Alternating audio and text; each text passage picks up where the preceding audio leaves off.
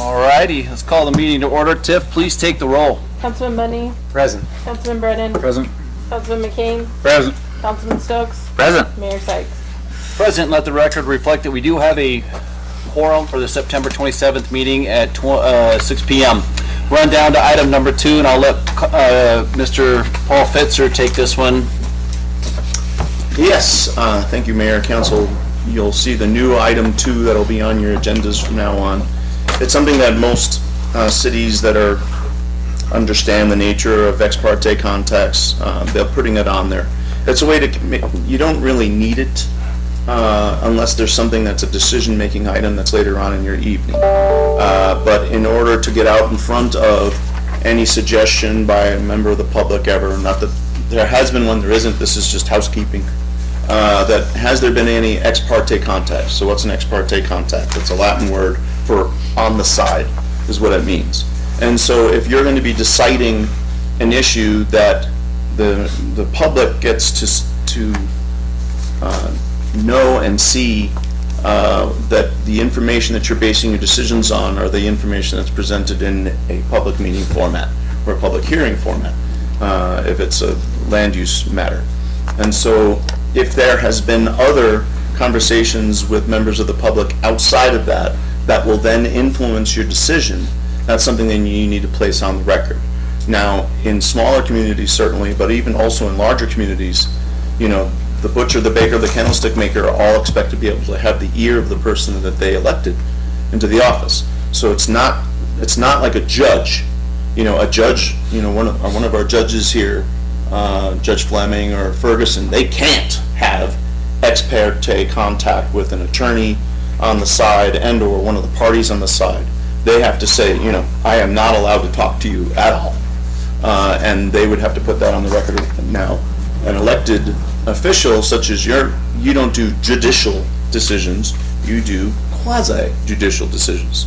And so what that means is the butcher, the baker, and the candlestick maker are all going to want to bend your ear on something, and that's fine, I get that, that's going to happen. As best you can, you just say, how about you just come to the public hearing and say it so that everybody could hear it.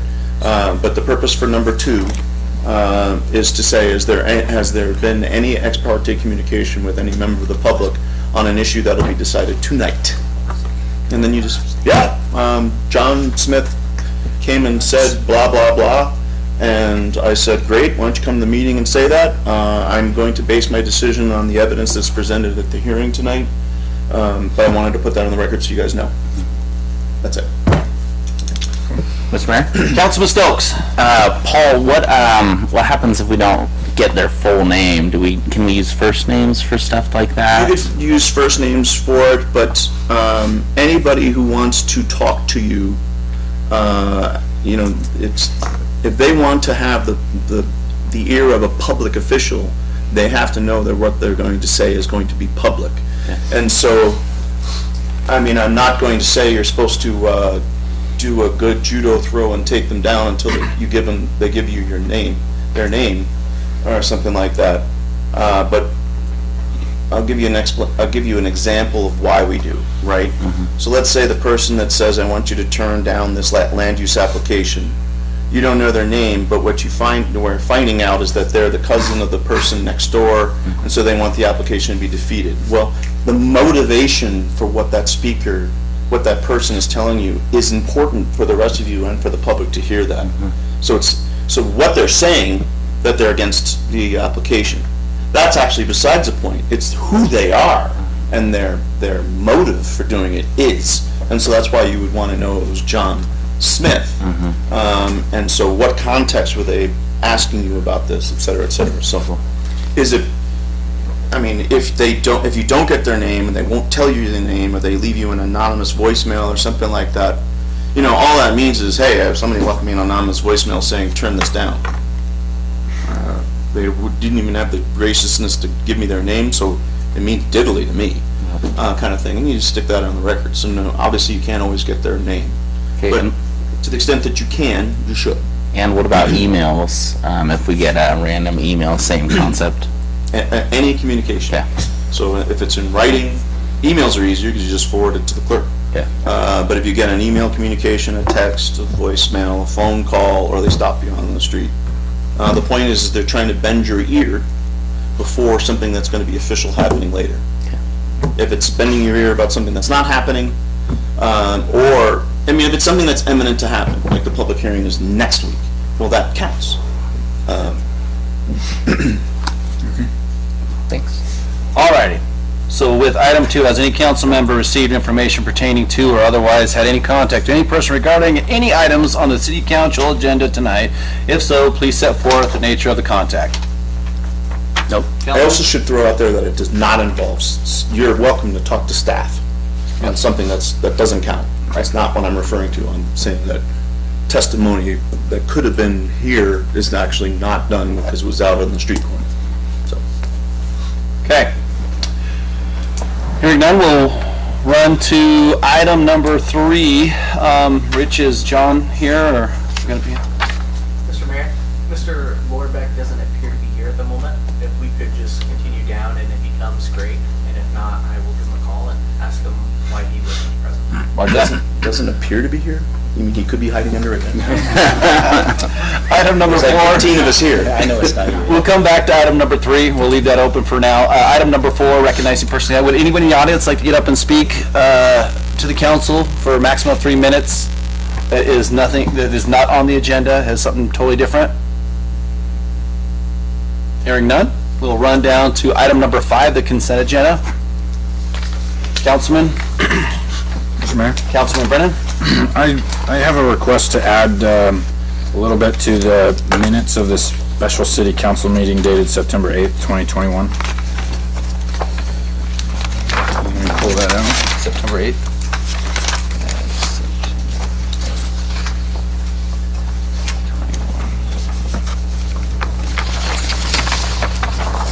Number 7. Let's see here.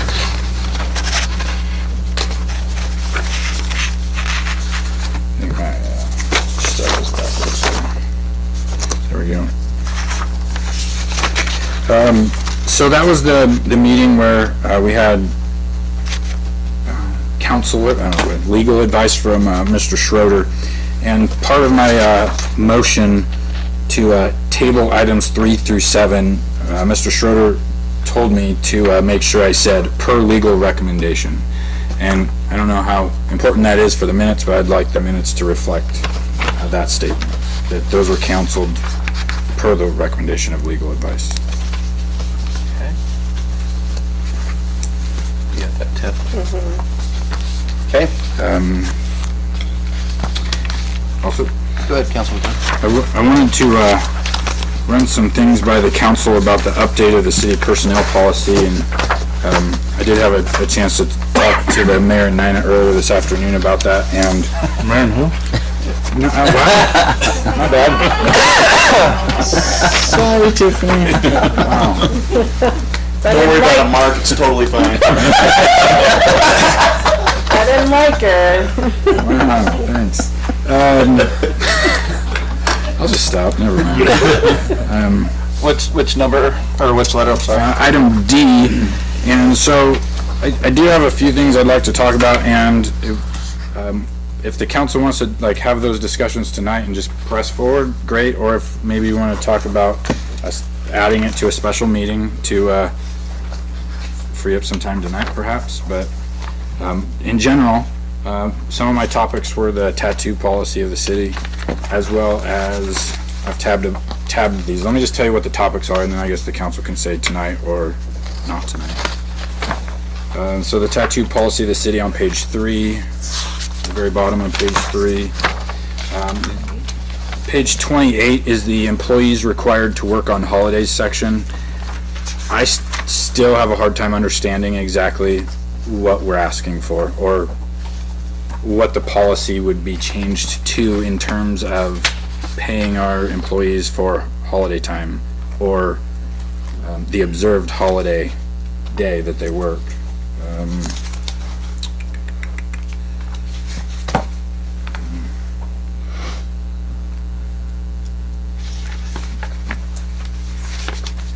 And then page 33 is the training facility, use of the training facility.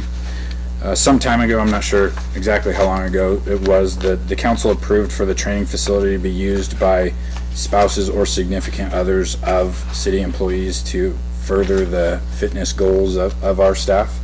And I'd like to have that added into the permanent policy, well, permanent, quasi-permanent, whatever. Take it from a temporary 6-month allowance into the policy, allowing that to happen.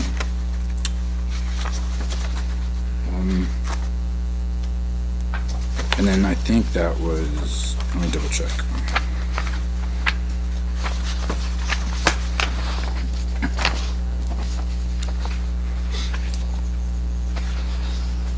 I think that's it for now. In council, Daniel did reach out to Tiff and I today. The training facility, we were just waiting for the new ordinance, and it got slipped on us for the training facility that will go in. Tiff made note today, and that will go in. It's the holiday pay. Tiff and Daniel or Daniel Mercado and Tiff tried to kind of explain that one, take some stuff out to make more simplistic, and then the tattoo one, I'll let Daniel go with that one. Just a little more detail on it. Yeah. So let me get to that page. The tattoo policy, along with that whole section, which is employee appearance and personal hygiene, most of these bullets within this policy are very objective, and I don't think they're subjective. Very point and dry. You can't wear a spaghetti strap shirt to work. Okay, there's nothing to read between the lines there. But on the tattoo one, it says tattoos that are perceived as offensive, hostile, or that diminish the effectiveness of the employee's professionalism must be covered and not visible to basically anyone. And it continues to say that the police department has its own policy on tattoos. Just by the subjective nature of tattoos, I feel like our society is kind of loosening up a little bit, albeit people get offended over everything these days. I understand that, but I think just kind of the vagueness of it and who is to determine what offensive is or hostile. There's some pretty cut and dry things, sexual in nature or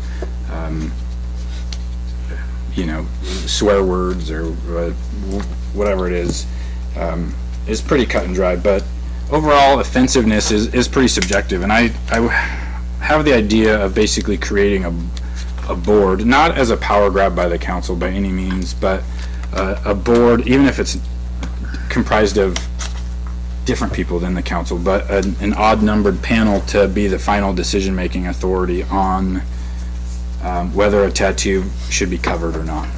And Chief, I did not have a chance to talk to you today. I think you're out of the office. I did talk to some of your staff about this, even though it has its own separate police department policy, just in general, so that if we have I don't know the right word, somebody that doesn't like tattoos at all and says they're all offensive to that department head, to basically have a board to say, by majority vote, we find it offensive, or no, we don't, and you're okay to show that during work hours.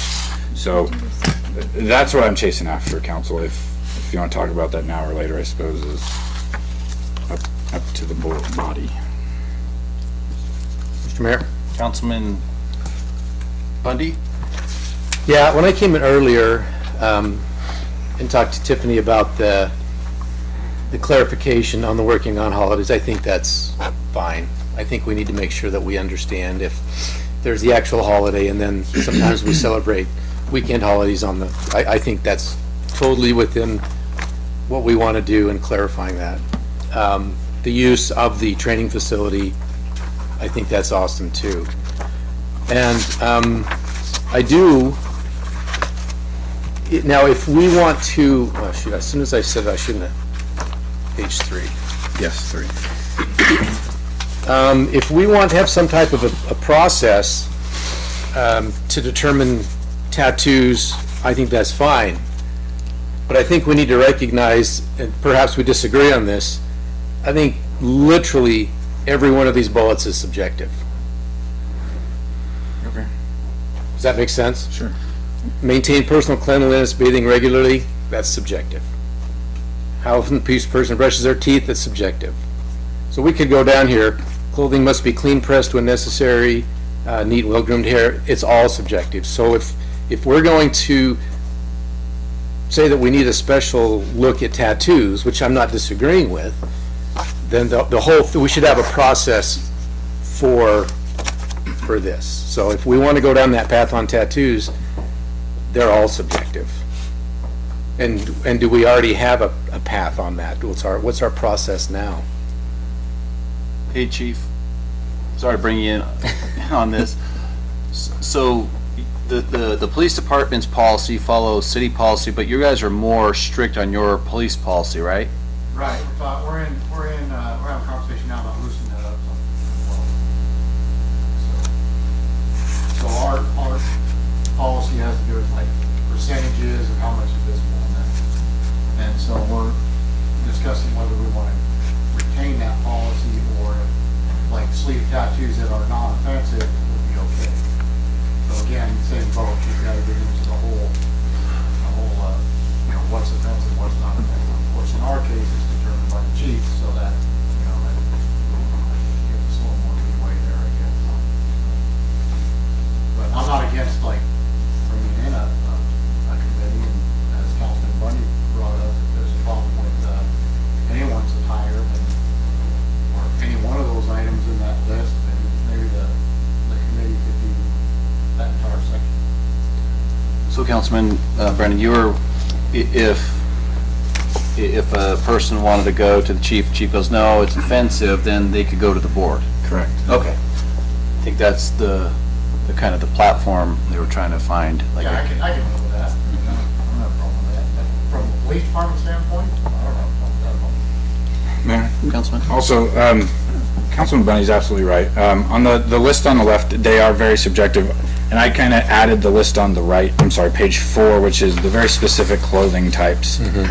So, yes, there's a very clear distinction, and I think I misspoke on that, but the clothing types are very cut and dry. The other stuff, he's right, are subjective. Mayor, Councilman McCain?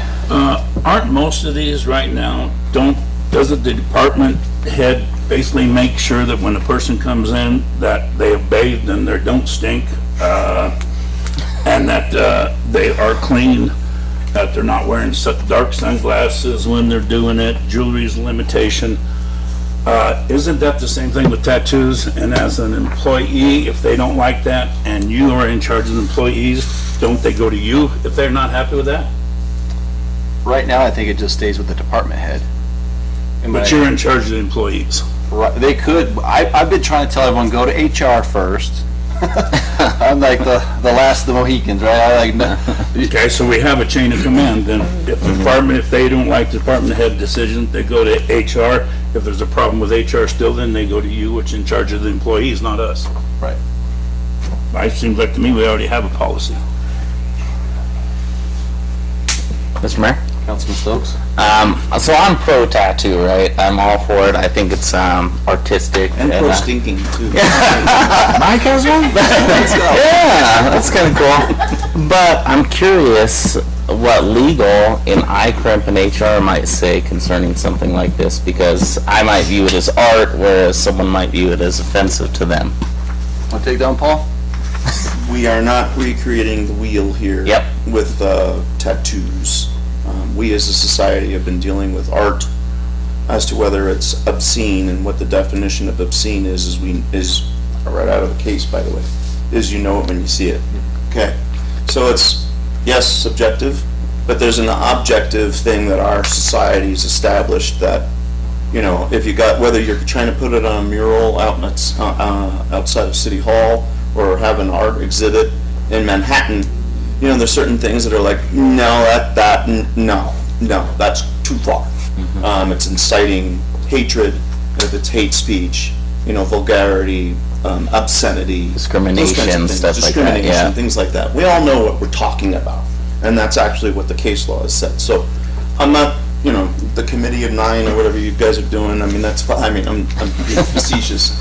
But this, applying some different standard for tattoos, we've been doing this for a long time, and with art and the like. And yes, it is hard, it is subjective, it's hard to get your mind around some of it. What might be offensive to one is not another, but we as a society have kind of, said that you can't put that, some of the Marine Corps ones I've seen, I'm like, you gotta cover that with a shirt, buddy.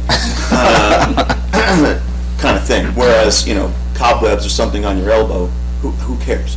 And so the only time you actually run into a little trouble with that, and so I sometimes worry about committees, because you could have a very conservative committee that are offended by everything, and now you're violating this person's, what right are you actually violating of theirs? Freedom of expression, something like that?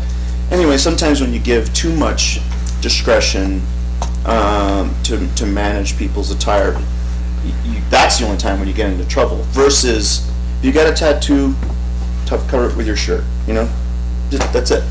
Just do that. If you guys don't want to do that, because there's now a more relaxed standard for tattoos, okay, pick it. And then you just have your language in your personnel that it cannot be offensive. And I'm not worried about it being kind of vague, because obscenity is vague. And the definitions, you know it when you see it. And so if it says I hate all Jews or something like that, it's like, dude, you got to cover that up. If it's any of those things, all the things that everybody here knows. And we all have people who know somebody who doesn't think it's offensive. And then we know people who thinks every last thing is offensive. But we're all wise enough that you could apply that standard reasonably. Because we do it for art every day. So, Councilman, do you want to wait to see what the chief's policies are? Oh, wait a minute, I didn't know we were leaving the discretion of the chief. Look at his shirt right now. I love it. I think it, Mayor, I find Chevrolet offensive. Councilman McCain? I think it's fine as it is. Let the department head decide if the employee don't like it, what the department head says, they can go to HR.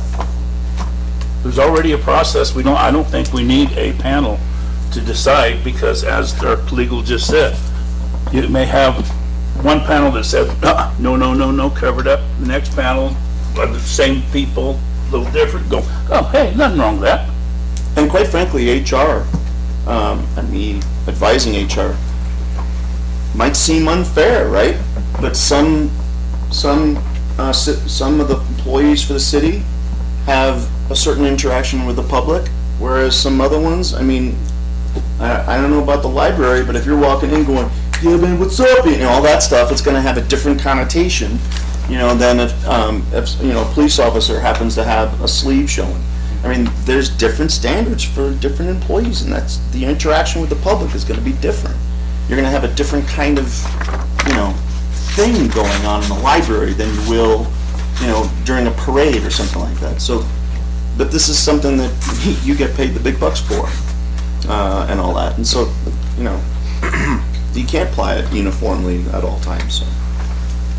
All right, Councilman, what do you guys want to do? You want to wait for the chiefs? Do you want to leave it as is? What do you, Mr. Mayor? Councilman Bundy? While I agree that they're subjective in nature, it sure sounds like, after listening to legal, that a little bit of vagueness in this policy is okay. The more specific you get, the more pushback you can get. And so I think it's a good conversation. I think it's something that we watch as department heads, but after listening to legal counsel, I would agree with Mike that we have a process in place to cover these somewhat subjective issues. Chief, do you have any pushback right now? Do you have a lot of issues? I hate to keep picking on you, but... No, you're fine. No, we have them mostly covered, and we have that percentage thing. We talked about, kind of lightening up on that some. We don't want to miss out on a good recruit because he got some tattoos on his arms, and it's so important to them they won't come out home to go somewhere else just because of that. So that's kind of where our conversation is coming from. That's where we're at. Mr. Mayor? Ma'am, We haven't had any complaints because all of ours are covered right now, except for, the small percentage is visible on some of them. Okay. Councilman Stokes? Chief, what kind of percentage are you talking about, just so I have an idea, or the council has an idea? Like from your sleeve down, like 25% of your arm can only be covered, not 20%, not your whole arm. So, Brad, that's not the reason you won't be a police officer. There's a whole list of reasons why. Long, too. that's what the case.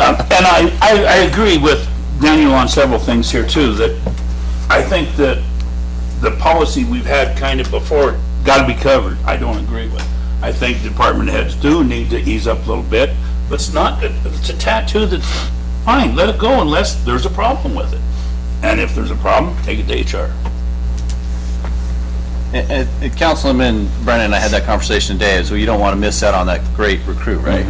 Right, exactly, well, yeah. So, We do need to ease up. so Councilman, you want to, what do you want to do? Well, Mayor, you throw the bone out there. I wouldn't mind waiting to see what the police department's policy is, and maybe he could mimic it for the whole department or the whole city. And I don't see a need for two different policies. Although legal did say like different job has different standards, perhaps, but I don't know. I'm okay letting him maybe guide the city forward with what you have, but I asked Amy today if the police department policies come before the council. She said they don't. So I guess I would request when you do have that, you bring it before the council so we could know of it and see it. So Councilman, are you good with everything? The holiday pay, the training facility changes, we had one other change. The 410s on the department head slips. Oh, yeah. The 410s was, we had to make sure that we were in compliance with the exempt employees, right, on that one. And then the tattoo, can we approve all the rest of it minus the tattoo and wait for, Chief Connors to get back with that one? One question. Go ahead, Councilman. Councilman Bundy, were you asking, for the holiday thing, did you say you had all the clarification or you'd like to see it clarified further? No, I thought it was, Oh, we chatted with Tiffany. okay. None of the pay changed from what they currently get. It's just clarified through payroll to be Yeah. specific. Okay, then let me ask a couple questions really quick, if you're okay with that, and we'll Go ahead, proceed forward. Chief, back to you one more time. In terms of, this keeps talking about an observed holiday versus the actual holiday. How can this positively or negatively affect the officers in your department when they're a patrol with rotating shifts? So that is, that's always been, so with rotating shifts, it's always a little more confusing, obviously, right? So if you take a standard work week, a city employee would work 32 hours. If there was a holiday that week, you get paid for 40. Basically, they take the day off. So what you run into is a whole gamut of things that happen when you have the 24/7 type schedule. The first thing is that you have half of the patrol officers work any given holiday, and the other half are off any given holiday. So there's always this question about, okay, if Tiffany works 32 hours a week but gets paid for 40, and the patrol officer just happens to be off on a holiday, how is that officer compensated for the holiday, right? Because if the officer worked 40 and got 40, Tiff worked 32 and got 40, what do we do then, right? So there's that aspect of it. The other aspect is the officer that works on the holiday, right? The officer that works on the holiday generally gets like double time, right? And so then you run into the whole thing of, okay, so what is the double time? Is the double time the hours worked plus the holiday that the rest of the city gets? Or is the double time a reward for being the cop that's working on Christmas instead of being the cop that's home on Christmas? So it gets a little convoluted sometimes, right? So when you read the policy, you see things like holiday work or actual holiday versus observed holiday. That's what you run into, right? Is that so? For us 24/7 people, we want the double time to be on December 25th, right? Not December 26th, if that's the city holiday, because we want to reward those guys for the double time who were actually present on the holiday rather than the observed holiday. Does So- that answer any of your questions? I think so. If they are working that observed holiday and they get that, sorry, if they're working both, typically the observed holiday for regular city staff and the holiday, you assign one of them to be the double time day? No? No, the way it reads is the holiday, they will get double time for the Okay. hours they work. Okay. And the observed day, they will get time and 1/2 to work the observed day. So if they get both, they're getting extra compensation on For both days. Both days. Correct. And they're not getting anything taken away as it's wrote. We're just trying to specifically narrow it down. This gave them 2 options to pick from. One was to receive the pay and float at a later date, like we discussed earlier. That's the previous one. Correct. That's Okay. why we scratched all that to just say, okay, the example is if you work 4th of July, you will get double time to work that day at whatever hours you worked. And then if you work the 5th of July, you'll get that at time and 1/2. Okay, you can get both. Yes. Okay. Sorry, that was kind of hard for me to work. No, There's a that's- whole lot of redlining in Yeah. that one. So Yeah. It takes a while to kind of wrap your head around all that work. Well, and this said, well, what's May? If you worked it, you're gonna get it. Why do we have May? And then eligible, well, if it's a holiday, you're already eligible. So we were like, whoa, what is this? At the way it was, we could have picked and choose the holiday through the payroll department. You might be eligible. no option, they're getting paid out Yes. now. Okay. Yeah, Nothing comp related. correct. What paid holidays do regular city employees get? Who would get the double time? Is that your? No. Law enforcement aside, what paid holidays do you get? Federal. All federal holidays. Do you? There's 10 city holidays. Yeah, Okay. The only reason I ask is like, as a school teacher, I don't work Christmas, but I don't get paid for it. you're right. So that was kind of where I was going with that one. So I wasn't sure how many they got, so they get 10. And this actual physically working or required to work, that also pertains to our public works staff too as well. Okay. Not just the patrol. They're doing the 410s. No, they have to monitor wells. They have, if they're on call on a holiday. Okay. Follow-up question, Ken. Go ahead.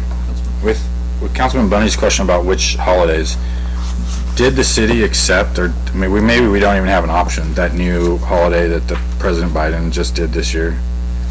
Where does the city stand on that? Is that one? Juneteenth. That did not get added in here. Is that in our personnel policy? Is that an optional thing for the city, or is it not? We probably overlooked it by mistake. No, that's okay. Yeah. That's fine. We didn't think about it, yeah. Yeah. We Paul, can add it. do we have, It's a federal holiday. Normally, It is take now a federal federal holidays. holiday. because I thought, well, I think initially our governor said no, and then they said yes. Is that right? Yeah. Yeah, I think, if I remember, the announcement came really late. Day It was, yeah, it was the day before, The day maybe. before, yeah. Okay. To the extent that they raised it from being, President's Day or something like that, that isn't a federal holiday. It's a holiday. But, you don't necessarily get that day off. One of the ones, I can't remember which one it was, or Halloween, something like that. But to the extent that it was raised to the level of, to be a federal holiday, we're kind of required. Okay. Isn't that what the governor did too? I think that's the ultimate decision. Do you know? Yeah, it's on here. It's official. Federal holiday. It's official. Wikipedia, is that what you're on? It is official. That's where I get all the law. Yeah. Well, then, I guess, So we had another holiday. add that to the, That's a good catch. That's. I forgot all about that. I just put not the date, because it rotates. Yeah, every year they get June 31st off. All right, council. So, Mr. Mayor, Councilman Bundy. so if we approve this now and we come back with a different tattoo policy, we can always amend this, correct? Yes. Okay, so I would suggest we move forward and then come back with the police idea and see if we amend it at that time. I'm happy with everything. I'm happy with that too. Juneteenth? Yeah, add Juneteenth, please. I'm upset Because nobody it's in gave the joke that Wikipedia. the tattoo thing is just an issue that's skin deep. So, is there anything else on that one? Because we want to make sure that we, Taking that for a while. so, Mr. Mayor? I got Why does it always have to be me? Councilman wants, You're over there. Councilman McCain, you're happy with the way it is? I'm happy the way it is right now. I'd like I to don't see need to the come back with new, it. more relaxed policy that the chief's working on. I like Well, that idea more. Mr. Mayor, Councilman the Buddy. question was, we go ahead and pass it as is, so we move forward. And then when the chief brings back his new policy, We could amend. then we can it. readdress That's the perfect, yeah. policy and at the end. Yep. Okay, Mr. Mayor? Councilman Bundy. I make a motion that we pass the consent agenda as printed with the correction in the personnel policy dealing with Training facility. the training facility and the work on holidays portion. Second. And Juneteenth, adding Juneteenth. And adding Juneteenth. Second. It's been motion and, go ahead. No, well, you can, if you're gonna ask a question, I have a question, so go ahead and start. You can, It's been motion and second. Any further discussion? Mr. Mayor? Councilman Brennan? I didn't get a chance. I just wanted to say that Justin Rose is doing great with the motocross track and using his own equipment and doing fantastic things out there. So I wish he was here to tell him in person, but hopefully maybe Miguel will pass that along to him if you see him. Wait a second, Councilman. Nothing on Jay? Have you shopped around? I did notice that the attorney talked to a couple of made some jokes in his letter. I threw a couple jokes in. Yeah. All right, Rich, sorry, go ahead. no, that's okay. Mayor and council, I just want to talk about the write-offs really quick. What thing is this? Yeah, because I didn't understand. Where'd you see So, one ad? So there's one on here that's Foster Subdivision, HOA, and it's just a water one.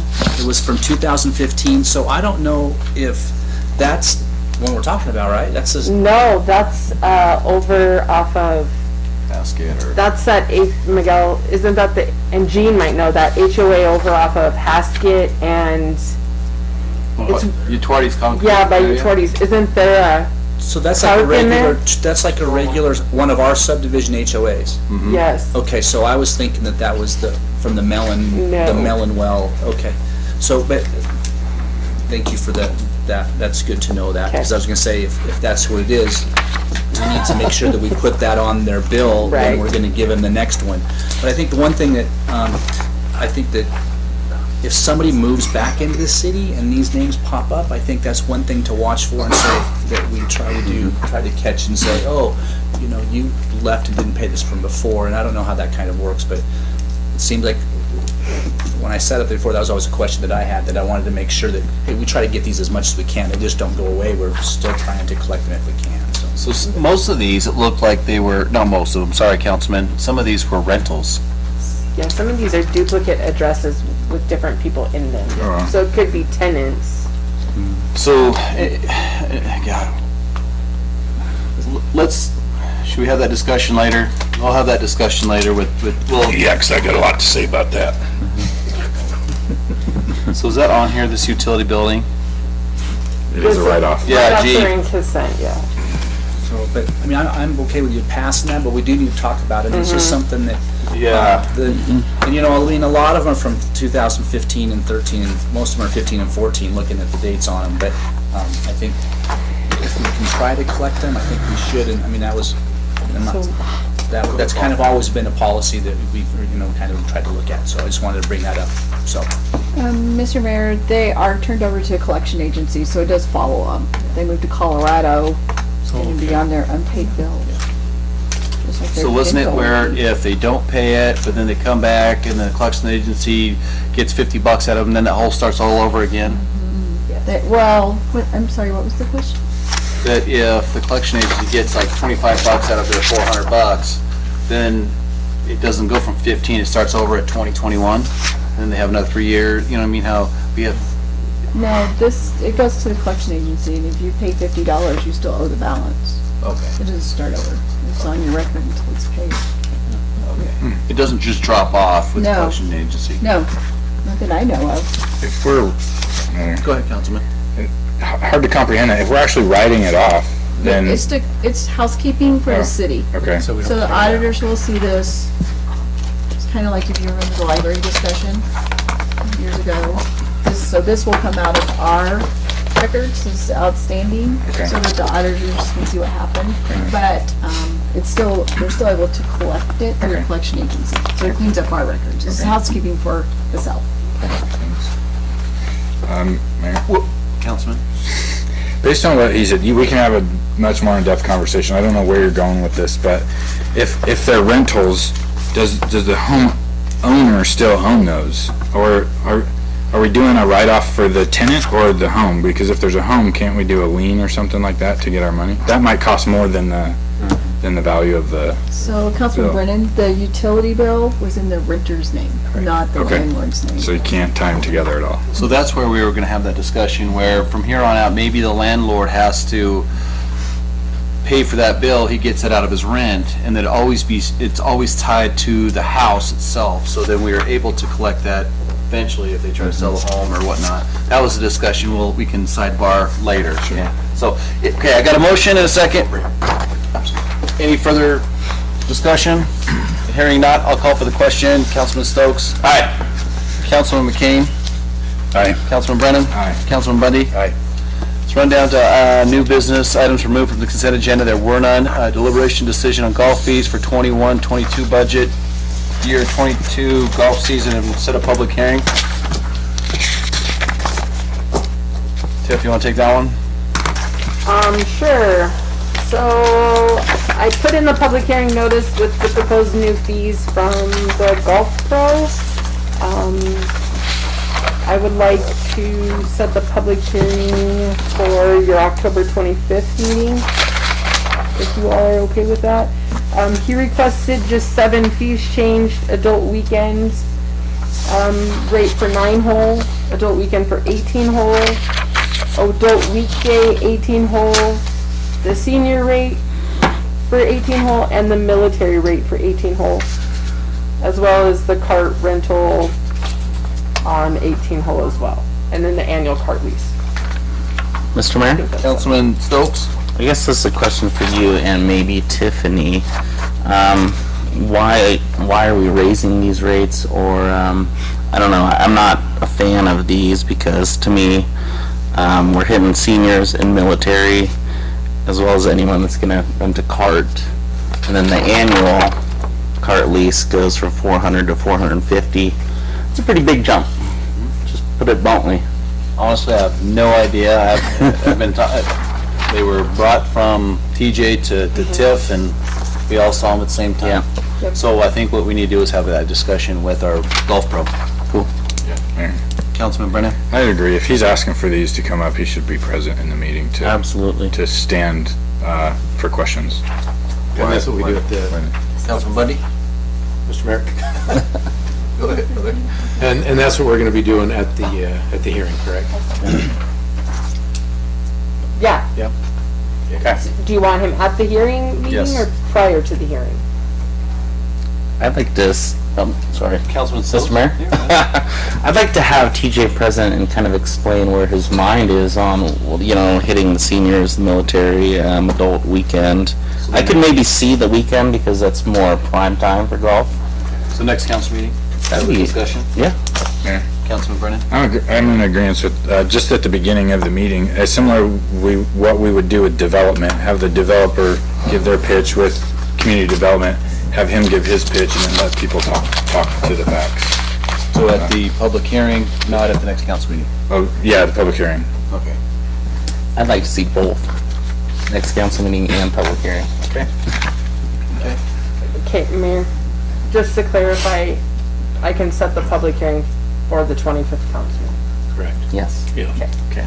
Do you want to make a motion on that, Councilman? One of you, Councilman? Mr. Mayor, Councilman Bundy? I'd like to make a motion that we set the public hearing for proposed golf fees on October 25th. Second.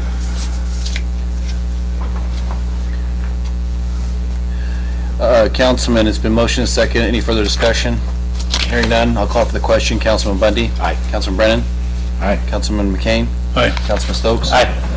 On down to deliberation decision, Planning and Zoning Commission recommendation to approve the conditional use permit requested by Dusty Wolston Hulme for drive-up window.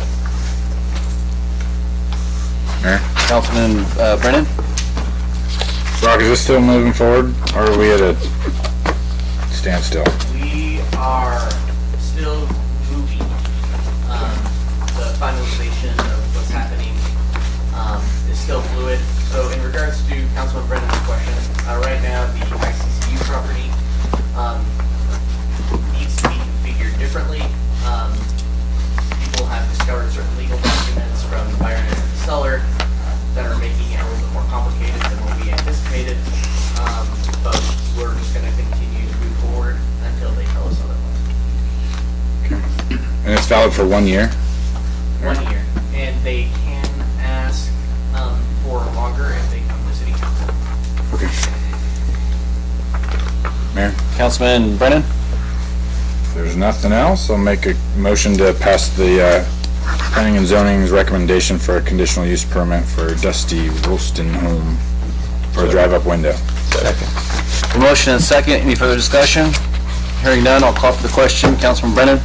Councilman McCain? Aye. Councilman Stokes? Aye. Councilman Bundy? Aye. Deliberation decision on Planning and Zoning Commission recommendations to approve the conditional use permit requested by Carrie Stockwell for an event center located at 170 North Main. Councilman? Mr. Mayor? Councilman Stokes? Brock, this is a nicely renovated facility, correct?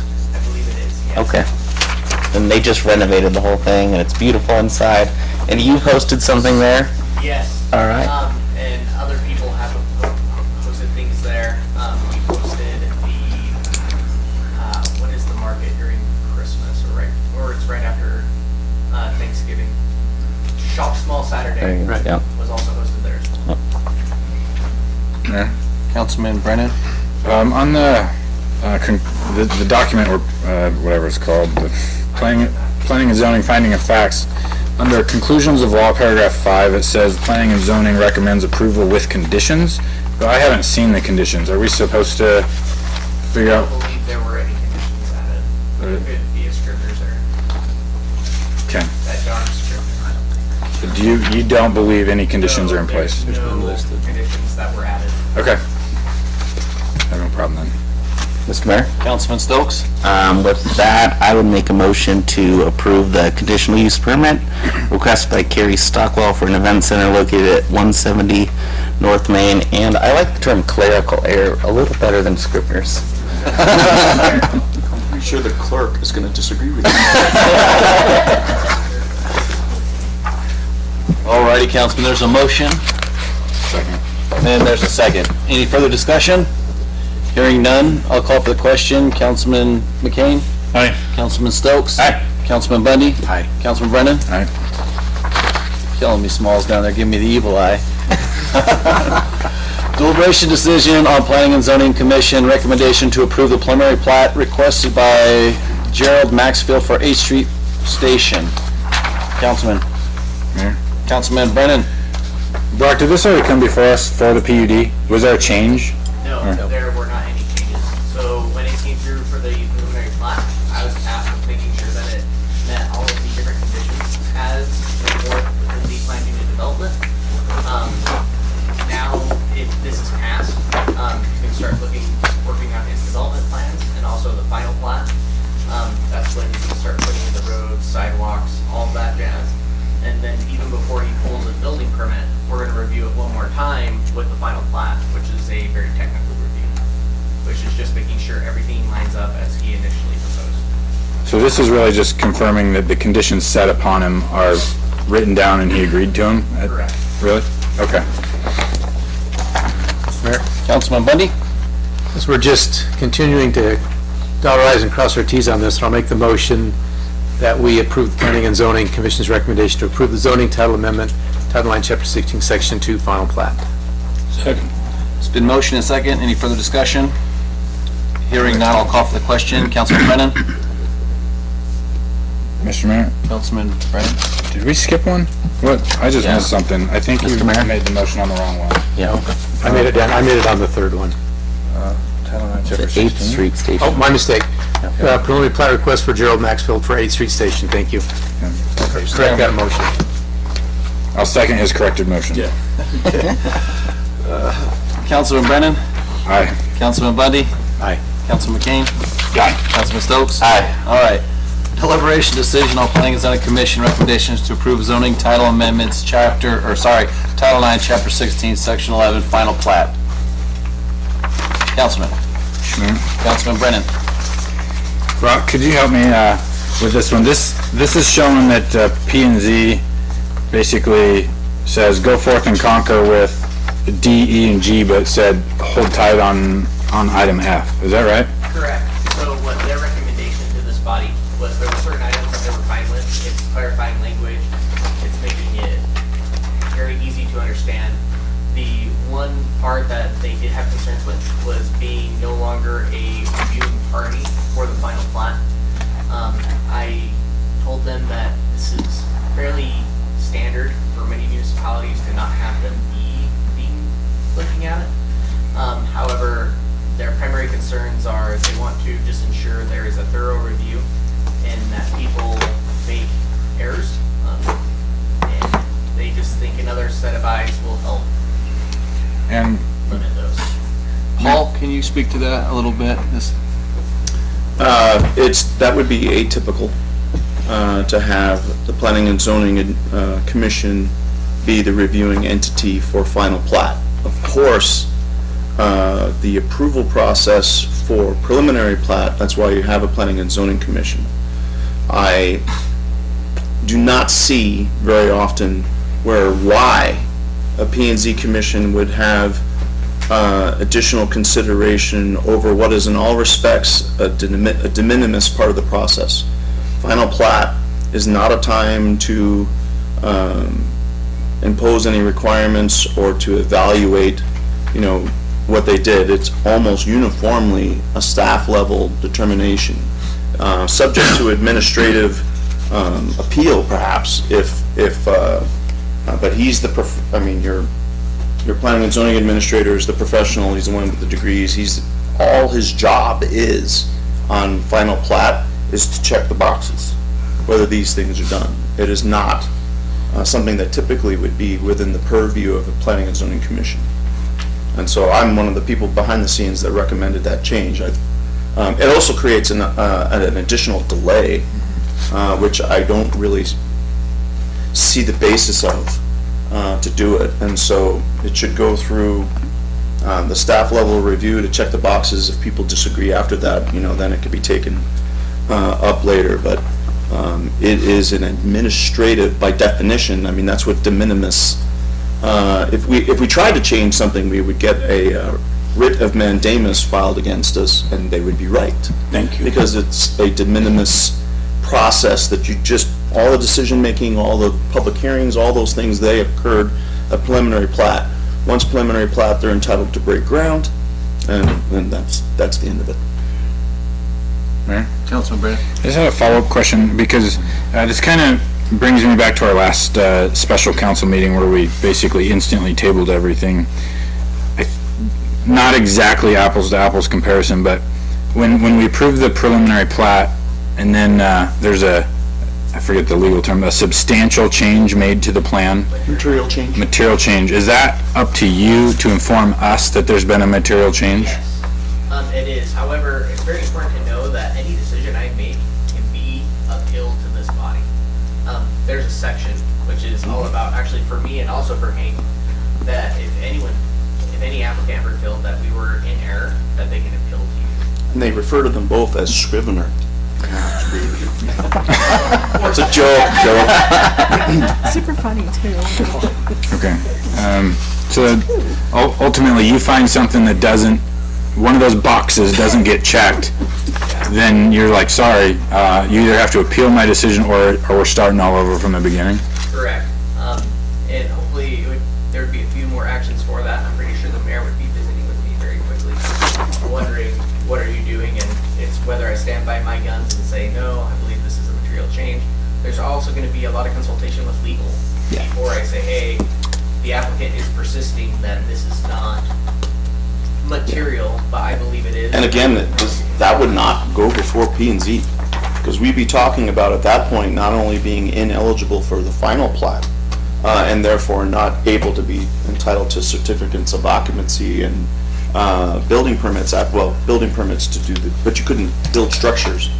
But we'd also be talking about, this happens, where your preliminary plat says you're allowed to do X, Y, and Z. You have now done W, X, Y, and Z, which is a material change. This has not gone before the decision-making body. Not only are you not eligible for final plat, but you're dead in the water because the public hasn't had an opportunity to testify at a public hearing regarding W. And so you've now changed it. You're back to preliminary plat. And then that would go to P and Z. But the whole final plat issue, no, that's not, you are ineligible for it.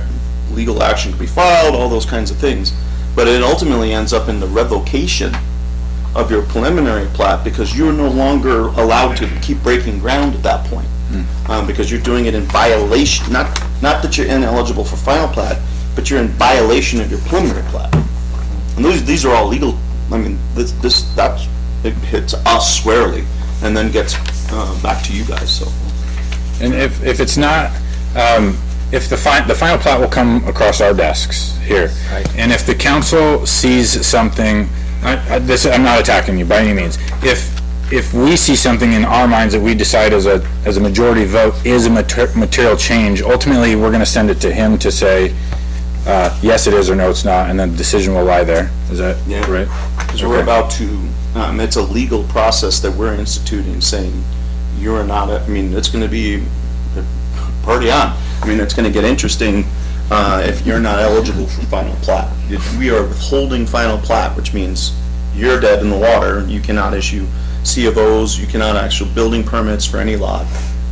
That's a big deal if that happens. And on my watch, it's happened, over the course of 25 years, it's happened numerous times, but it gets fun. Okay, I'm good. Councilman McCain? Correct me if I'm not wrong, legal, but. That was a double negative, so I don't know what you're asking. Yeah. If we've approved a preliminary plat and there's been no material change, we better not approve their final plat, or we're gonna have problems. Yeah, it's, the term de minimis is a Latin word, Exactly. which means it's minimum, there's just, you do not get to, you don't get. We don't get another chance. Yeah, there's no second bite of that apple. Thank you. And that terrifies me when, well, we think it should have been the color blue. It's like, no, that happened in preliminary plat. Thank you. Okay. Mayor? Councilman Brennan? I guess, how would the motion go when they're saying approve all, or some but not all, when we want to approve all of it? No, they're a recommending body, so you just do as you will. Just say Recommend all of it. passing items D, E, F, and G. Yeah, whatever the letters are. If they're saying, please remand back F, that was their recommendation. Yeah, it would be D. You could choose to do that, or you could say, no, thanks for your input. We're gonna move on. Thank you, but we're approving. I'll make a motion. Mayor, sorry. Go ahead, Councilman Brennan. I'll make a motion to enact Title I, Chapter 8, Section 4, and amending Title 9, Chapter 2, Section 6A of the Mountain Home City Code. Second. All letters? All, I yeah, thought sorry. you said all letters. All of the letters that are in question. That was a different, Yeah, you're Yeah. on ordinance. Did I skip ahead too? Yeah. Yeah. Okay. that was the one I wrote. Where are we at now? Oh, we're here. Okay. Yeah. I would like to revoke my motion. Just amend it. You messed me up. Make a motion to pass the Planning and Zoning Commission recommendation and approve zoning title amendments, Chapter 9, Chapter 16, Section 11, items D, E, F, and G. Second. The motion is second. Any further discussion? Hearing none, I'll call for the question. Councilman McCain? Aye. Councilman Brennan? Aye. Councilman Stokes? Aye. Councilman Bundy? Aye. All right, we'll run down to item number 7, ordinances. Ordinance enacting Title 1, Chapter 8, Section 4, and amending Title 9, Chapter 2, Section 6A of the Mountain Home City Code. Mayor? Councilman Brennan? Paul, am I under the correct assumption, this is basically the pass-through ordinance that you recommended a long time ago? Yes. And so it's just basically saying if we put any work into a contract, Yes. you're gonna pay that in part of the fee? Yeah. Okay. Yes, the general public, development, let's use development as an example. Development should pay for itself. So I'm advising you, and that's the taxpayers in general that see that process. But to the extent that I have to do basically work to help a developer have their project approved, because they're getting a little help from us, from me to do it, well, that's a pass-through. And so they should always do it. And that's true whether, and I'm just covering all the bases, because sometimes we enter into contracts with people, sometimes, for extraterritorial services, like an annexation agreement. Even if that's not a term in it, no. If you want to be part of our city process, that is a pass-through, and you do it. So How do we determine the value of that? just whatever. Tiffany will know, and she'll tease me on it if I lump. If in a bill of mine that I put 4 hours and I did this, and then Reg called me and oh my God, all that. And then there's working on the XYZ application. She'll tell me, well, what of that 4 hours was the XYZ thing? And then that's what you would just literally be a pass-through, truly a pass-through. And I'd have to break it apart better than I do. But. Do we require that payment before their contract is approved? Or just we'll approve it and then but within 60 days they have to pay us or something like that. That's for Tiffany to figure. Whatever you always require a payment of fees before they actually get the certificate of whatever they're seeking. So before that, but no, you'd have your public hearing, you'd have your this or your that. And then they're just part of the application process for Brock will be, you are aware that our engineer will have to review this and our city attorney will have to review this. And sometimes it's just, I don't review it at all. It's just something that I only care if there's a problem that Brock will tell me about, kind of thing. And then Tiffany, Brock, and I will have to decide whether this is something that I'm protecting us about, which means it's the general taxpayers, or whether this is a service of me doing the contractual review of their project and make sure it's all passing muster, and then that's on them. So, I've been doing this a long time with other cities, and it was just an oversight that it wasn't in ours. Okay. And it should be. Tiffany, does this hold back said contract until we get payment, the way it's written? Or is it even necessary? It doesn't say that, it doesn't have a timing of it. Yeah. Okay. I saw the 30 days thing, just from the date of receipt. When they receive it, they have to pay us within 30 days. When Tiffany gets it to them, then pay it in 30. Okay. And if they don't pay it, that would be a basis for revocation of whatever it is. Just instant, we have the right to do that? Okay. Perfect. Mr. Mayor? Just like if you didn't pay any other fee. Councilman Stokes? I had just a question or a comment on the 30 days. Is that long enough anymore in the professional world, or is a net 60 or net 90 more? So that's statutory, Yeah, and actually. okay. Not specifically attorney's fees, but technically, cities are required to pay all bills, and then vice versa to us within 30 days of receipt. So technically, it's on the books that everything has to be paid. And so like if we had take my bill. Like technically, if you had my bill, and then we didn't have a quorum, and we didn't have a council meeting, and it was delayed to the following month, technically, we violated statute. And it's like, oh, so it happens all the time, but that's where the 30-day thing came from. Any external bill, we're actually statutorily required to pay it within 1 month. All right, Councilman, what are you going to do with the ordinance? Mr. Mayor, I make a motion that we suspend the 3 reading rule and read this ordinance by title only for its one and only reading tonight. Second. It's been motion and second. Any further discussion? Hearing none, I'll call for the question. Councilman Stokes? Aye. Councilman Bundy? Aye. Councilman McCain? Aye. Councilman Brennan? Aye. Tiff, please read the ordinance. An ordinance of the City of Mountain Home, Idaho, enacting Title I, Chapter 8, Section 4 of the Mountain Home City Code entitled Professional Contract Staff Costs and amending Title IX, Chapter 2, Section 6A, providing for the reimbursement of engineering, legal, and other professional contract staff services costs incurred by the city by virtue of an applicant's request for any services, permits, and/or requests for any improvements or any actions from the city, and providing an effective date. Councilman, you've heard this ordinance read. Do you wish it to pass? Councilman McCain? Aye. Councilman Stokes? Aye. Councilman Bundy? Aye. Councilman Brennan? Aye.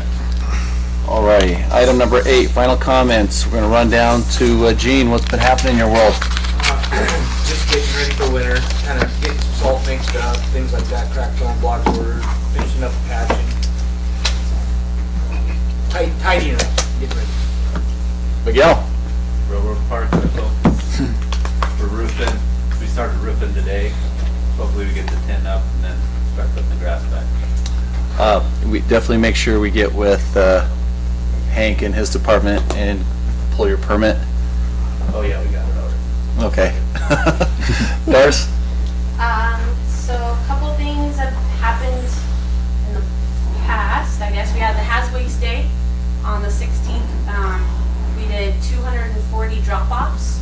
I don't know the total tonnage yet. That has to come back to me, so maybe next meeting I'll be able to report that. But mostly about that day, I want to thank all the department heads or the departments that sent over their crew to help me out that day.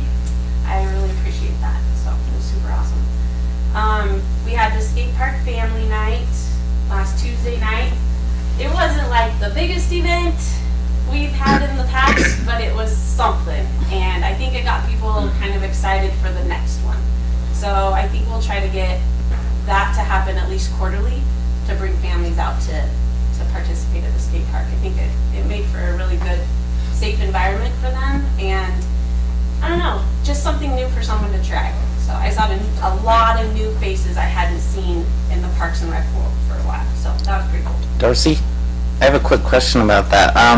Looked like you were passing out or giving away pads and helmets and stuff like that, so that's cool. There that we were giving away were free from our skate park safety day, and they were donated by St. Luke's Children's Hospital. Cool. Yeah. And PD was there. Thank you. Yeah, it was a good time. It was. So I look forward to the next one for sure. If anyone's been out towards the walking path at 3rd and McMurtry, you could see that the fitness court cement pad is poured. Yeah. So we're getting closer on that. So exciting. Hopefully by the end of October we'll have some fitness or pull-up bars in there. Hey Doris, were you telling me today that it's the only one? It's the first one in Idaho. Cool. Of this National Fitness Campaign, yes. Cool. So we need to, Betsy, I know you're back there, and we need to do some Channel 6, 7 publicity. KTVV. Yeah. It is, it's time for me to start finding ambassadors and all kinds of stuff to fill programming in the court. Fantastic. So, yeah, it's a good thing coming to town for sure. So, what else do I got? Trying to outdo Shasta. Just you wait. Shasta and I are partnering Don't sit by her. So I was actually asked to speak about Spooktacular tonight, about the event location. And we, the ELT, the Executive Leadership Team, have already kind of discussed this. And I did some phone calls today, and I think we all decided we want to have it downtown. And we've all decided that that's the best place to create space during this pandemic. And we'll do it in some sort of a scavenger hunt plan where different city departments are set up in different locations. We'll close off some of the streets. We're just going to try to make this as safe as possible for everyone in the community and still have fun and celebrate the season for sure. So we have a meeting at 10 o'clock this Thursday? Yeah. 30th. So if council has a question, you're more than welcome to come. We'd like your feedback. So Councilman Go Brennan. easy. Can I ask questions, Darcy? Sure. You mentioned downtown and road closures. What roads are going to get closed? What we're thinking, definitely the road at the hub plaza. And then, we haven't finalized any of this. That's what this meeting is about. But we also had a thought, maybe the road that's by the chamber. What is that road right there? Third. Second, that's still second, okay. At the least cross those street. two, and we'll keep Oh, all yeah, second, yeah. of the trick or treating, I guess, on this side of Main Street. So nothing will be coming from Railroad, it'll all be on this side of town. So El Rancho and Second Street side. That makes sense, but Are they it's hard without a map. crossing North Second, the main drag, like out of town? Potentially, I would assume potentially she's gonna block the hub side and the chamber side of the road. They would cross I'd over. have to cross Second. So They'd they have would to cross Second. Yes, Second. Cross the state highway with all the kids back and forth? Is that a state highway? On It the is. side, the state highway's on. Both sides. Both sides, Main and Second are I thought it was ITV. the Well, left-hand or- side of Main and the left-hand side I of, guess it would be the same scenario as, American Legion. yeah, as American Legion coming from the Maverick side over, right? right. Some of the executive leadership comments, Councilman Brennan, were maybe one with the pandemic, but then it'd be more parent chaperoned. There'd be more adults with the children downtown versus sometimes in the park atmosphere. Yeah. There aren't the adults present, so that could potentially be what happens. I'll just say I'm concerned about the traffic, and if I can't visualize, Darcy, what you're exactly the closures that you're talking about, but I think if you're closing the state highway, we probably have to get a permit for that. We're not closing the state highway. We're closing Second going across It's on Going east. this way. east, This Oh, east this Second, way. not north. Okay, it's on each side of North Second? Yes. So we're not closing it, but we're gonna have a lot of pedestrian Way too traffic. Probably many kids make- going back and forth. We would probably across make sure Second. that somebody's there directing what's going on and things. But that'd be my guess, what we would do. But or COPs, stopping, Need to be somebody. yeah, but we'll sign reach that out to says, ITV, you know, let them event know. going on, Fire truck. you know, Yep. proceed with caution through there or something. I mean, Jackson. it's 2 lanes, so it's much easier to cross than when it was 3. It's much safer, it's more pedestrian friendly. Okay, Brock. The plan we're working on is they're gonna go down one side. Yep. Cross one time, and come back. So, we're gonna work on Thursday on how we're gonna communicate that to Bev, and how we keep them from, like I said, starting back and forth, going across and back and forth. So, I think we'll be okay if we have some ideas on how we can keep them communicating as we go down and back. Also, I would note, it's probably not at the same scope, but we have been running the farmer's market with the Moho market, which has a lot of people crossing Main Street back and forth, and we haven't seemed to have any pressing issue. So I think with more coordination from PD, that we can keep it relatively safe. Mayor, I don't mean to beat a dead horse, but I was in the park for 2 Saturdays, and I can't tell you how many near pedestrian crashes I witnessed. It was scary. In fact, I'd like to request something else in the future here for that. It's not one of the intersections you're talking about, but it gets a little dangerous there, and with way more kids than the Saturday market. And yes, what Tiffany is saying about maybe more parent chaperones, some, not all. So there'll be I think there will still be a ton of unsupervised kids there. I will try to come to that meeting if I'm welcomed to it, but I don't mean to be your naysayer, but I'm going to be critical of it if I can make it. Somebody's got to be there on Second, that's all there is to it. You can't have kids running back and forth. Maybe we can have a volunteer. That's what I was like, it's a great opportunity for You volunteers. do it at the park. State-wise or citizen-wise? Maybe both. I think you're talking So I'll be a crossing guard for an issue I'm super nervous and scared about. I'll think about it. They'll see you at the salmon, sure, Shasta. So this Thursday we have our interactive movie night. We'll be showing Guardians of the Galaxy. So it's a read the script and then follow along with the prompts that you're instructed to do during the movie.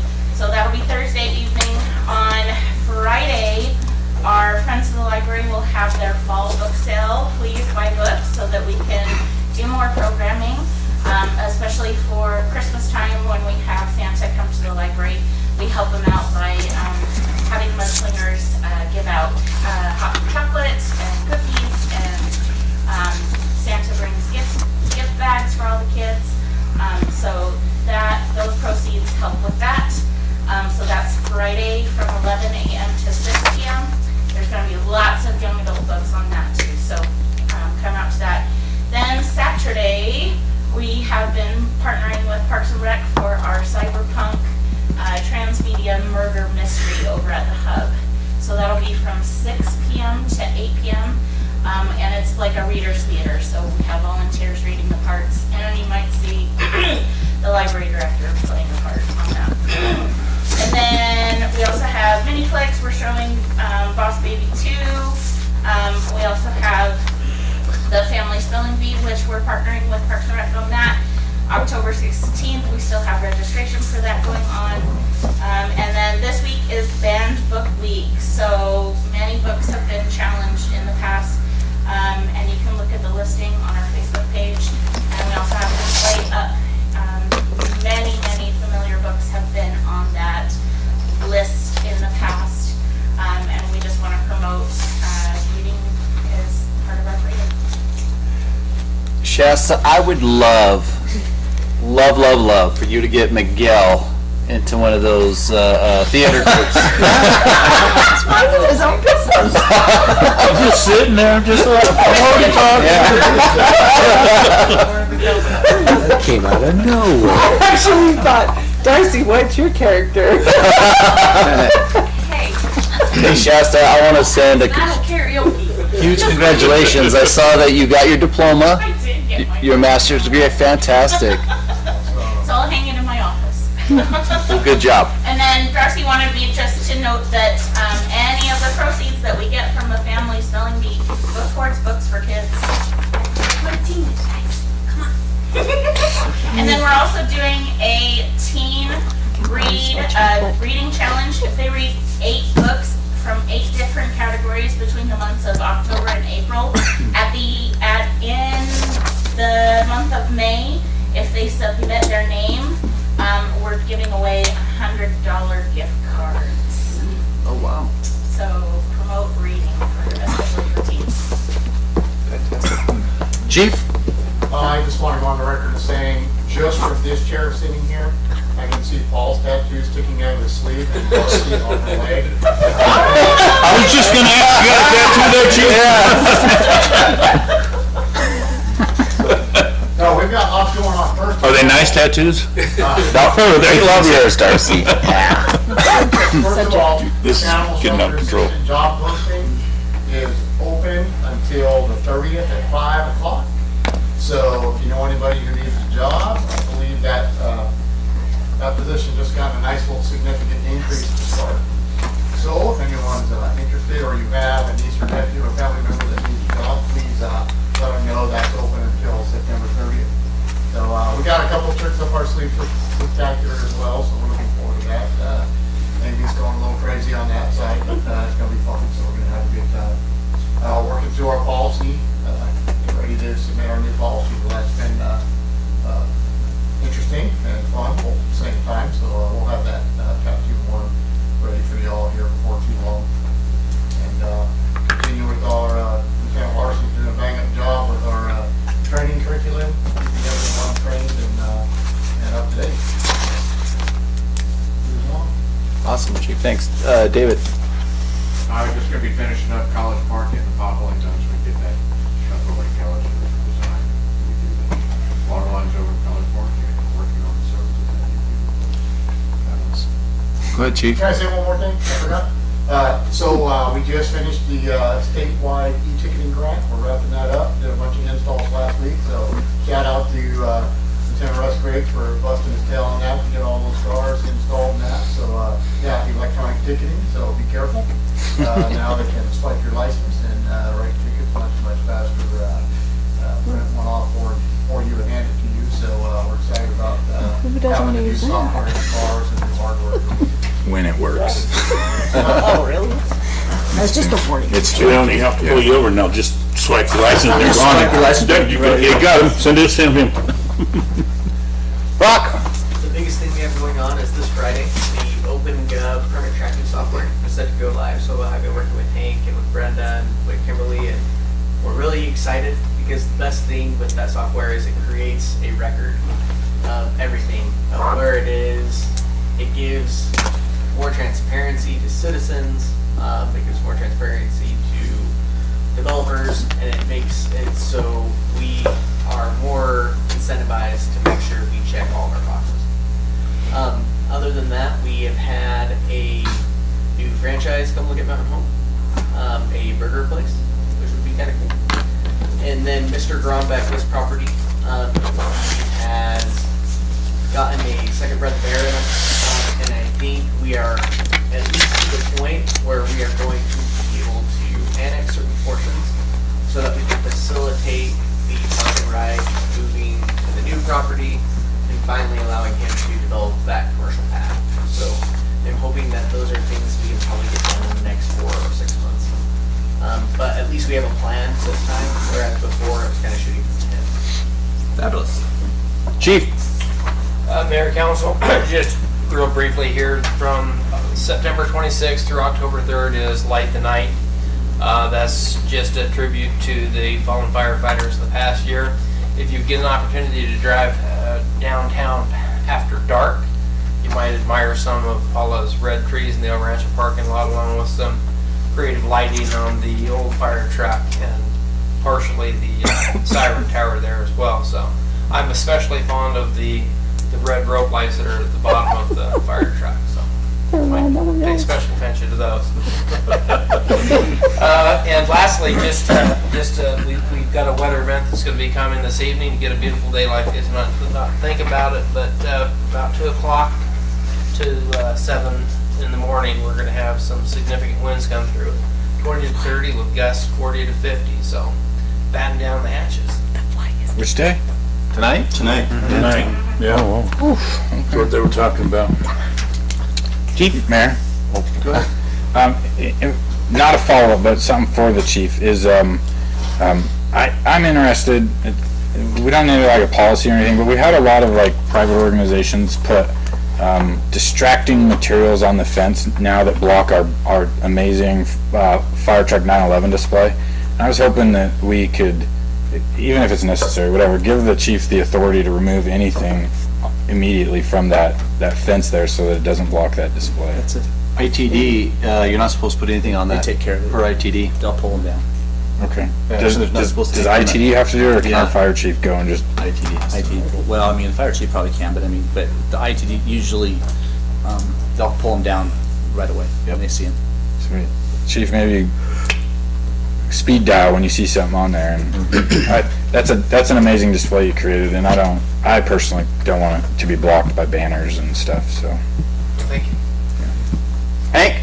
Mayor? Oh, sorry, Councilman Stokes. I just had a quick follow-up, Chief, about the Remember the Fallen event. I wonder if you could possibly maybe buy 50 or 100 light bulbs for homeowners or the public at some point, and maybe reach out and ask them if they might want to honor our fallen firefighters. So something to think about next year, maybe. Sure. Yeah, that's a great idea, and I know that Betsy put the word out there a bit. I know that yeah, that would be something that has come more national Yeah. for that, and it would be nice to see a concerted effort to maybe show a little more meaning to the cause. Yeah, cool. Sorry, Hank. Go ahead.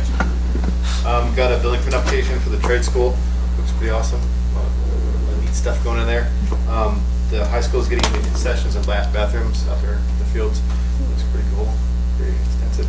I lost Craig, my code enforcement officer. He's no longer employed with the city, so be patient with me with code enforcement matters. I sure appreciate it. No? I have 4 or 5 of them for you, actually, Yeah. after we're done. All right, all right. I can't even believe this morning. That comes in item 2. And yeah, we're super excited about it. God, like Brock said, it's gonna be a huge asset. Rich? Mayor Council, so they got the concrete benches downtown, if you notice those, they came out, they look awesome.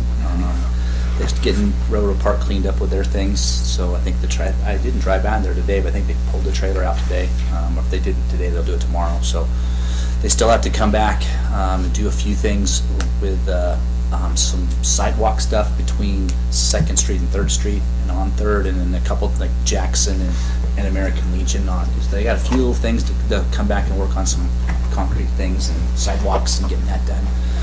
But other than that, yeah, it looks great downtown. I've gotten lots of compliments, and thank you, Mayor, for that. I think that was a great, your little walk through downtown. That was good. I got a lot of positives from that, so I thought that was pretty good. So, you tried not to go off the hip, but you said you were going to do that. You did a live one again, but that's okay. It was okay. I didn't spitball as bad. So. That was a good one. You did a good job with that. So no, I think that was good. So, but we'll to the citizens. We're Betsy's back there. We're fixing the video, and then we'll get a better mic too. So she's got a gimbal that she ordered today, and then the microphone she ordered as well. So we'll make it better. So when Railroad Park is, as Miguel said, Railroad Park kind of kind of our next thing we're really looking at. So we're hoping to. We had some contingency money that we didn't use in some of our phases in the downtown. We're going to move those into Railroad Park, which that fits right in what we're going to be able to do. So we're going to try to get some curb in Railroad Park. They're going to work on a parking plan so we can figure out how that parking lots, the 2 parking lots are going to be in there, so how the grading works and everything, so that type of stuff ready to go. Which that's going to clean up everything down there. So, and let's see, those are the big things. We're working on getting the RV park, or the RV dump paved. I got to get a light pole moved and put some new LED lights on it from Idaho Power, and then we'll get that paved, clean that up, and get some signage up there. And I think I've heard a lot of positives from that. It was clogged this weekend. Yes, we got that. Somebody put the rocks down there, so that's the big thing. We just have to make sure we need to educate the community on that.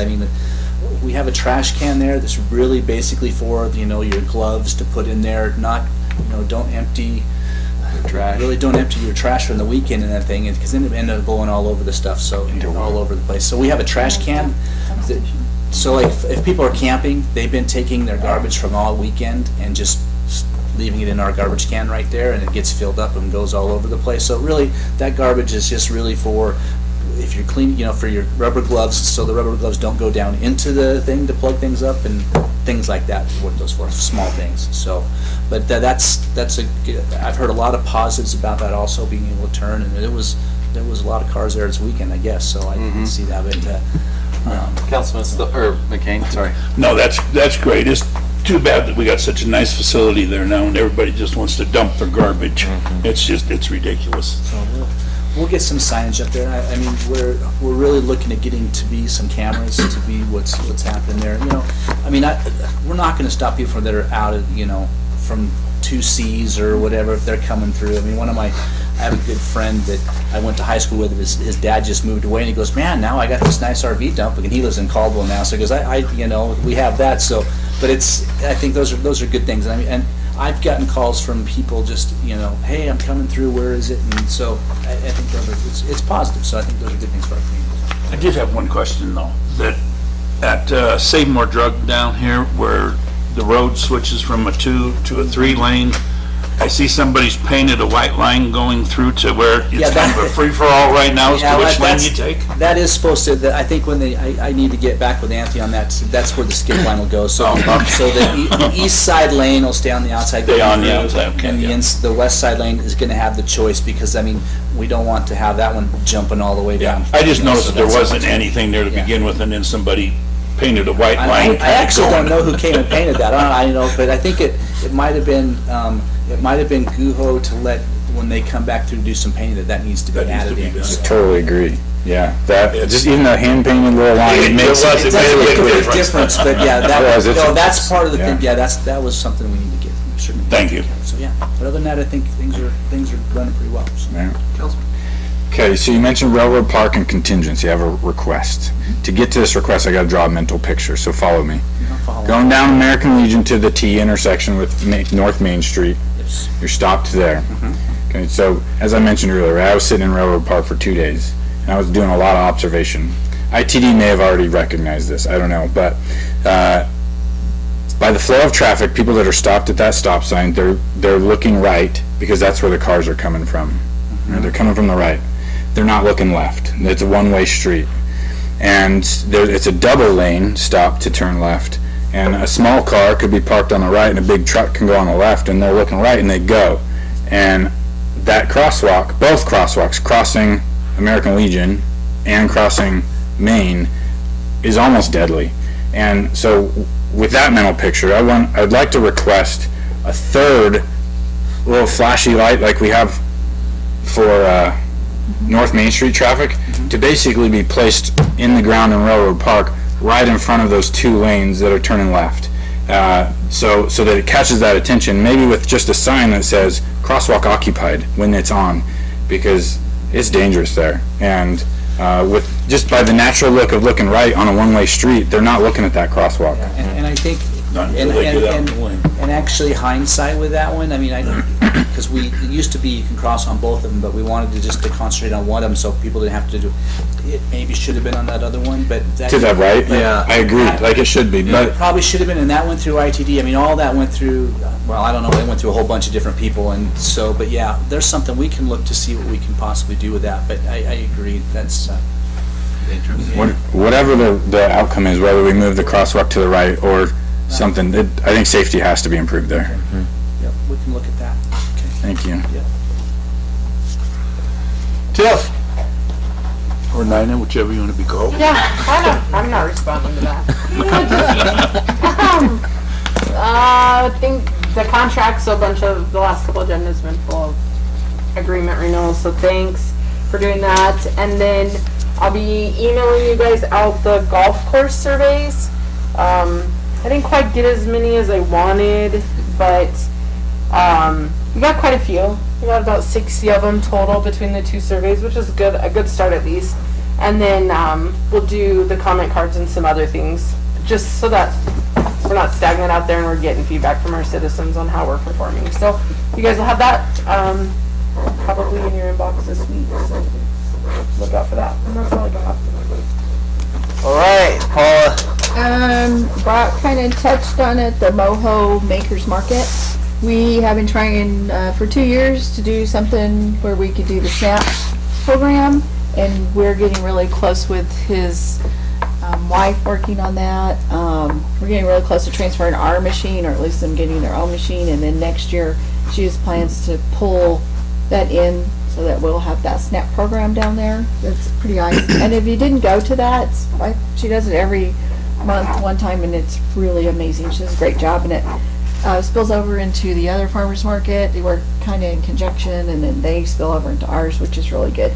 The OpenGov software that Brock spoke about, the building permits, there is a component on there that will allow the person to pay with their credit card. There's 2.99% that would go back to them. They would pay that fee, and there's a 99-cent, again, that would go back to them just to pay that. So if they want to pay for their building permits, that fee's straight to them, and then we'll work in we call it the back office to get the payments into the city. So that was a great thing with that OpenGov, and I think that will help you guys with that the memo, like if we were going to do it, there was a lot of, we'd have to set up a new account and all that. I think this takes care of your request for that. There was a lot of stuff in that one. Yeah, there would be a lot more back office work, but this I was OpenGov, ready to back off of it until I heard OpenGov one, and it's like, okay. Yeah. All right, Councilman, you got anything? Yeah. Councilman Brennan? I did have a question for Paula, and I'm probably putting you on the spot, I apologize, but we're wrapping up our fiscal year, and I'm curious if there is any money left over in the tuition assistance line. I'd love for any employee eligible to be able to ask for some money if earned. There's 500 in there, and I think there's a requirement that they have to have a certain We get a C or better, is that it? You had to pass, I thought. Yeah. Shasta was a recipient, weren't you? Yeah, not this year, but last year. And then Chief, didn't you do it once? No? Right. Oh, So- Tiff's done it, yeah. Yeah, and then like let's say you did 2 semesters, we generally limit you to 1 request, so that's open for other people. And if somebody did it last year, and there's money sitting there this year, they can apply again if they're continuing education. Yeah, for sure. Is it too late in the fiscal year to make a payment on that if somebody turns in an application? They'd have to have it in before September 30th, Okay, just as long as it's in by that date. It will come off the this budget cycle. one we're ending. Yep. Perfect, thank 3 you. days. All right, anything else, Councilman? Let's run into item number 9. Mr. Mayor? Councilman Stokes. I'd like to note the clerical error in spelling of executive, but I'd also like to make a motion. Pursuant to Idaho Code Section 74206, subsection 1B and F, to go into executive session. Second.